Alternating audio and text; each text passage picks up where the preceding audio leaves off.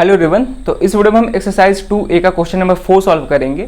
तो देखते हैं क्वेश्चन क्या है। तो क्वेश्चन में हमको एक क्वाड्रेटिक पोलिनोमियल दिया गया है, इसके पहले जीरोस को फाइंड करना है और फिर इसके जीरोस और कोफिशिएंट के बीच के रिलेशनशिप्स को भी वेरीफाई करना है। ठीक है, जो हम करते आ रहे हैं क्वेश्चन नंबर 1 से लेकर 3 तक वही करना है। ठीक है, तो ये क्वेश्चन सीबीएसई बोर्ड 2017 में पूछ चुका है, तो इस तरह के भी क्वेश्चन बोर्ड में पूछता है। ठीक है ना, तो प्रैक्टिस करते रहेंगे।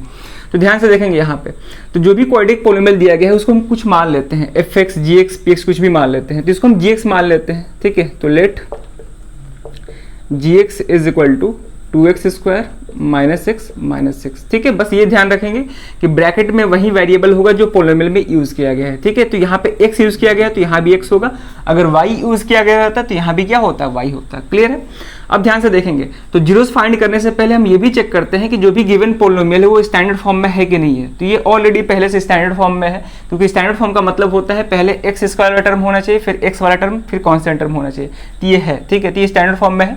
तो अब हम सिंपली क्या करेंगे, इसके जीरोस को फाइंड करेंगे। तो पहले हम स्प्लिटिंग द मिडिल टर्म का यूज करके जीरोस को फाइंड करेंगे, क्योंकि पता है कि दो मेथड होता है, स्प्लिटिंग द मिडिल टर्म और क्वाड्रेटिक फॉर्मूला। तो दोनों ही मेथड से हम फाइंड करेंगे, लेकिन उससे पहले हम ये स्प्लिटिंग द मिडिल टर्म से फाइंड करते हैं। ठीक है, अब ध्यान से देखेंगे, तो स्प्लिटिंग द मिडिल टर्म में क्या करते हैं कि जो बीच वाला टर्म होता है उसको ऐसे दो नंबर्स में ब्रेक करना होता है कि दोनों नंबर को ऐड करने पे मिडिल टर्म के इक्वल आए और दोनों नंबर को मल्टीप्लाई करने पे फर्स्ट टर्म और लास्ट टर्म के मल्टीप्लिकेशन के इक्वल है। ठीक है, तो स्प्लिटिंग द मिडिल टर्म हम कई सारे क्वेश्चन से सिखाते आ रहे हैं, तो थोड़ा सा हम डायरेक्ट करेंगे। क्लियर है।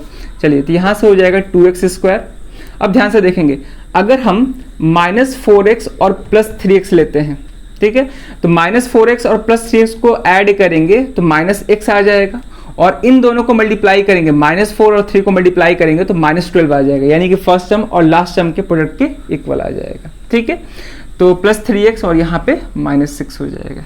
क्लियर है ना, क्योंकि यहाँ पे अगर हम -4 और +3 को ऐड करते हैं तो ये -1 होगा, जो कि मिडिल टर्म का कोफिशिएंट है -1, और इन दोनों को जब मल्टीप्लाई करेंगे तो -12 आएगा, जो कि फर्स्ट टर्म और लास्ट टर्म के मल्टीप्लिकेशन के इक्वल है। ठीक है, चलिए अब हम क्या करते हैं, दो का पेयर बनाते हैं।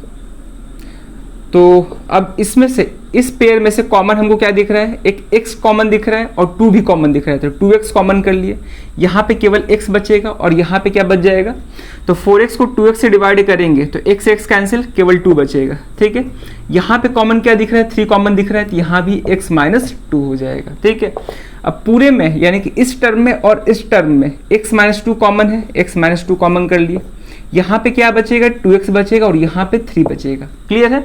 तो फैक्टराइजेशन में हम क्या करते हैं कि गिवन पोलिनोमियल को हम लीनियर पोलिनोमियल के प्रोडक्ट के फॉर्म में लिखते हैं, तो वही हो गया।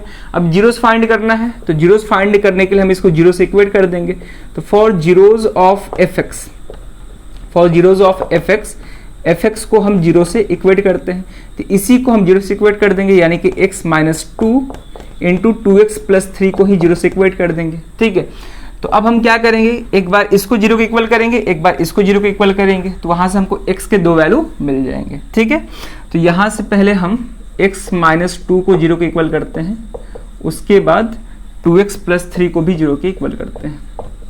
ठीक है, तो यहां से आ जाएगा x = 2 और यहां से आ जाएगा हमको x चाहिए, तो ये +3 उधर जाएगा तो -3 हो जाएगा। ठीक है, और ये 2 मल्टीप्लिकेशन में इधर जाएगा तो डिवाइड हो जाएगा, यानी कि x क्या आ गया, -3/2। ठीक है, तो यहाँ पे x के 2 वैल्यू आ गए और यही दोनों क्या होगा, गिवन पोलिनोमियल का जीरोस होगा। तो लिखेंगे लास्ट में देयरफॉर जीरोस ऑफ fx वो क्या होगा, 2 एंड -3/2। क्लियर है। तो ये हम स्प्लिटिंग द मिडिल टर्म का यूज करके जीरोस फाइंड किए हैं। ठीक है, अब क्वाड्रेटिक फॉर्मूला से कैसे करते हैं, तो ध्यान से देखेंगे, क्वाड्रेटिक फॉर्मूला से जीरोस फाइंड करने के लिए हम पहले गिवन पोलिनोमियल को स्टैंडर्ड फॉर्म ऑफ पोलिनोमियल से कंपेयर करते हैं। ठीक है, तो क्वाड्रेटिक पोलिनोमियल का स्टैंडर्ड फॉर्म क्या होता है, वो होता है ax² + bx + c होता है। जब हम इससे कंपेयर करेंगे तो यहाँ से a, b और c का वैल्यू आएगा, तो यहाँ से a का वैल्यू क्या आ जाएगा, तो a x² का कोफिशिएंट है और यहाँ पे x² का कोफिशिएंट 2 है, तो a 2 के इक्वल हो जाएगा। ठीक है, और b किसके इक्वल हो जाएगा, x का कोफिशिएंट यहाँ पे -1 है, कुछ नहीं है मतलब -1 है, और यहाँ पे कांस्टेंट टर्म क्या है, -6 है। ठीक है, तो यहाँ से हम क्या करते हैं, a, b और c का वैल्यू फाइंड करते हैं, उसके बाद क्वाड्रेटिक फॉर्मूला का यूज करके हम डायरेक्ट जीरोस निकाल सकते हैं। क्लियर है। तो क्वाड्रेटिक फॉर्मूला क्या होता है हम बताए थे, दो फॉर्मूला होता है, दोनों फॉर्मूला को हम अलग अलग भी लिख सकते हैं या फिर कंबाइंड फॉर्म में भी लिख सकते हैं, ठीक है। तो यहाँ पे हम कंबाइंड फॉर्म में लिख रहे हैं क्योंकि अलग अलग से हम बताए भी हैं, जो पिछले वाले क्वेश्चन सॉल्व किए थे उसमें हम अलग अलग से फॉर्मूला लिखे थे, यहाँ पे हम कंबाइंड लिखेंगे। तो यहाँ से हो जाएगा x equal to minus B plus minus square root of B square minus 4ac divide by 2a, ठीक है। हालांकि यहाँ पे ये दो फॉर्मूला होता है, एक प्लस वाला एक माइनस वाला, लेकिन क्योंकि डिफरेंस केवल प्लस माइनस का है और सब सेम होता है, इसलिए हम दोनों को साथ में लिख देते हैं प्लस माइनस करके, ठीक है। एक प्लस वाला होता है एक माइनस वाला होता है, तो दोनों को हम साथ में लिख देते हैं और सब सेम रहेगा। यहाँ भी माइनस बी स्क्वायर रूट वाला भी पार्ट सेम रहेगा, 2a भी सेम रहेगा, ठीक है।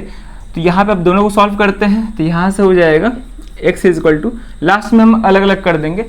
तो b का वैल्यू क्या आया है -1, तो यहाँ पे minus into -1 plus minus square root of B square, तो b का वैल्यू -1 है तो -1 का स्क्वायर करेंगे तो 1 होगा, -4ac यानी कि 4 इंटू a क्या है 2 और c है -6 यानी 2 इंटू -6। क्लियर है यहाँ तक? डिवाइड बाई 2a यानी कि 2 इंटू 2 4 हो जाएगा, डायरेक्ट कर रहे हैं। तो x equal to minus into minus plus 1 हो जाएगा, plus minus square root of, ठीक है। अब यहाँ पे ध्यान से देखेंगे, ये तो 1 हो गया, माइनस इंटू माइनस ये प्लस हो जाएगा, ठीक है, ये प्लस हो गया। अब ध्यान से यहाँ पे देखेंगे 4 प्लस 2 8 और 8 इंटू 6 क्या हो जाएगा 48 हो जाएगा, ठीक है ना, डिवाइडेड बाई 4, सही है। अब यहाँ पे देखेंगे ये हो जाएगा 1 प्लस माइनस ये 49 हो जाएगा और 49 का स्क्वायर रूट 7 होता है, तो 7/4। अब हम क्या करेंगे कि अब हम इसको अलग अलग कर देंगे, यानी कि एक बार प्लस वाला लेंगे एक बार माइनस वाला लेंगे, तो यहाँ से x का 2 वैल्यू निकल जाएगा, ठीक है। तो एक बार हम प्लस वाला लेते हैं 1 प्लस 7/4, तो यहाँ से आ जाएगा 8 हो जाएगा ना, ये 1 प्लस 7 8/4 क्या हो जाएगा 2 हो जाएगा, ठीक है, 8/4 2 हो जाएगा। और एक बार माइनस वाला लेंगे यानी कि 1 माइनस 7/4, ठीक है ना, ये हो जाएगा 1 माइनस 7/4 और 1 माइनस 7 क्या होगा -6/4 जो कि -3/2 आ रहा है, ठीक है। तो क्वाड्रेटिक फॉर्मूला का भी यूज करके हम सॉल्व कर सकते हैं और स्प्लिटिंग द मिडिल टर्म का भी यूज करके हम जीरोस फाइंड कर सकते हैं, ठीक है। तो यहाँ पर हम जीरोस फाइंड किए हैं, उसके बाद हम रिलेशनशिप को वेरीफाई करेंगे। उससे पहले वीडियो को पॉज करके नोट कर लें। अब हम रिलेशंस को वेरीफाई करेंगे। तो जो पहला रिलेशनशिप होता है वो होता है सम ऑफ जीरोस का, सम ऑफ जीरोस, ठीक है। तो यहाँ पे जीरो क्या है 2 और -3/2 होगा, ठीक है। तो 2 प्लस -3/2, इसको सिंप्लीफाई करेंगे तो ये हो जाएगा 2 प्लस इंटू -3/2, ठीक है। एलसीएम लेंगे 2 हो जाएगा और ये 4 - 3 जो कि हो जाएगा 1/2, ठीक है। तो सम ऑफ जीरोस का जो भी वैल्यू आता है वो हमेशा minus coefficient of x divide by coefficient of x square के इक्वल होता है, ठीक है। Minus coefficient of x divide by coefficient of x square के इक्वल होगा, ठीक है। आप चेक भी कर सकते हो यहाँ पे कोफिशिएंट ऑफ x क्या है, यहाँ पे ध्यान से देखेंगे माइनस कोफिशिएंट ऑफ x क्या है -1 है, divide by coefficient of x square क्या है 2 है, तो माइनस इंटू माइनस प्लस 1/2 आ गया, ठीक है। तो अगर हम जीरो सही से फाइंड किए हैं तो सम ऑफ जीरोस का जो वैल्यू होगा वो हमेशा minus coefficient of x divide by coefficient of x square के इक्वल होगा, ठीक है, यानी कि -b/a के इक्वल होगा, ठीक है। तो ये था पहला रिलेशनशिप। और जो दूसरा रिलेशनशिप होता है वो होता है प्रोडक्ट ऑफ जीरोस का, प्रोडक्ट ऑफ जीरोस, ठीक है। तो दोनों जीरोस को मल्टीप्लाई करेंगे तो क्या क्या है 2 है और -3/2 है, ठीक है। तो यहाँ से 2 से 2 कैंसिल हो जाएगा, क्या आएगा -3 आएगा। अब जो प्रोडक्ट ऑफ जीरोस का वैल्यू होता है वो हमेशा कांस्टेंट टर्म, ठीक है, हमेशा constant term divided by coefficient of x square के इक्वल होता है, ठीक है। इस बात को हम कई बार रिपीट कर चुके हैं, ठीक है। अब तो याद हो जाना चाहिए, यानी कि c/a के इक्वल होता है। आप चेक भी कर सकते हो कांस्टेंट टर्म यहाँ पे क्या है -6 है और कोफिशिएंट ऑफ x स्क्वायर 2 है, क्या आ गया -3 आएगा, ठीक है। चलिए, तो वही बोले कि अगर जीरो सही है तो रिलेशनशिप भी मतलब सम ऑफ जीरोस और प्रोडक्ट ऑफ जीरोस इन दोनों के इक्वल आएगा, ठीक है। रिलेशनशिप आसानी से वेरीफाइड हो जाएगा। तो ये वेरीफाइड हो गया, हेंस वेरीफाइड। ठीक है, तो इस तरह से क्वेश्चन को सॉल्व करना था और इस तरह का क्वेश्चन एग्जाम में पूछता है, ठीक है, इसलिए प्रैक्टिस करते रहेंगे। तो कहीं भी कोई दिक्कत होगा जरूर आप उसको कमेंट करें, हम उसको बताएंगे। तो इस वीडियो में ये क्वेश्चन रखते हैं, हम मिलते हैं नेक्स्ट वीडियो में नए क्वेश्चन के साथ। Thank you.